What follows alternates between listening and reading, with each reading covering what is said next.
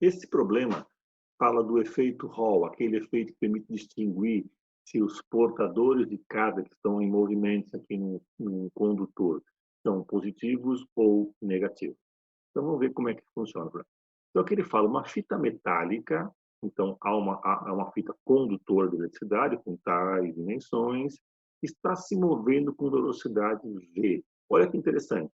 Geralmente a gente trata o efeito Hall como uma corrente fluindo por um condutor.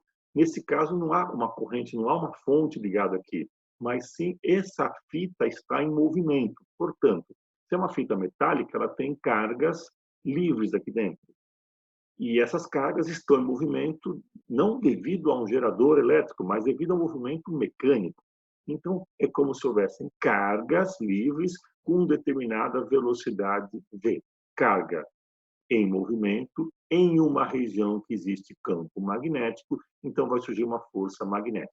Tá? Então, ele fala que essa fita metálica com velocidade constante anda numa região com campo uniforme e ainda fala perpendicular à fita. Isso só para facilitar o produto escalar daqui a pouco entre V e vetor B, como mostra a figura abaixo. Tá?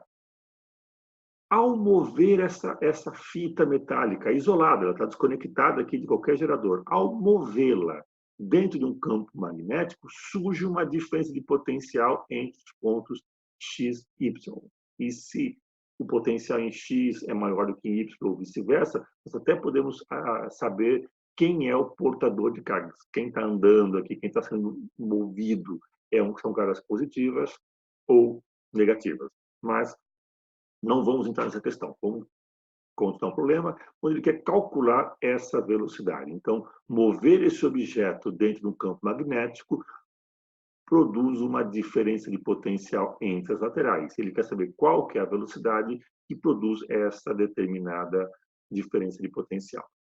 Então, vamos lá. Vamos supor que eu tenho, então, uma carga livre no interior dessa fita e essa carga se move com a velocidade v de deslocamento, em uma região que tem um campo magnético. Então, eu posso escrever que há uma força magnética atuando nessa carga com velocidade v dentro de um campo B. Eu vou supor a carga positiva só para facilitar o nosso raciocínio. Poderia ser qualquer sinal negativo. Então, se o Q é maior que zero, essa força magnética, então vamos usar a regra da mão direita, vai atuar como? Se eu tenho a velocidade para cima e o campo apontando para dentro da tela, surge uma força como Q é positivo para a esquerda, de Y para X. Então, nessa região, vão ser acumulados cargas, como eu defini positivo, aqui cargas positivas. Sendo que uma carga positiva vem para cá, ela, vamos dizer assim, expulsa uma negativa e vem para cá. Então, aqui fica uma face positiva e aqui uma face negativa, devido a essa força magnética. Mas, conforme as cargas positivas vão se acumulando nesse lado, surge um campo elétrico apontando para o lado de lá, do X para Y. Então, a primeira carga positiva chega com facilidade, a segunda um pouquinho mais difícil. Daqui a pouco, nenhuma carga positiva vai conseguir vir para o lado esquerdo, porque já tem tantas cargas negativas, já tem um campo elétrico tão grande apontando de X para Y, que ela não consegue mais migrar. De forma que não a força elétrica que faria a carga ir para o lado de X para Y, da esquerda para a direita, vai ser igual à força magnética que aponta de Y para X. As duas forças sendo iguais, a resultante é zero, então as cargas agora vão continuar em linha reta, seguindo o vetor V. Não vai haver mais acúmulo. Já chegou numa situação de equilíbrio eletrostático.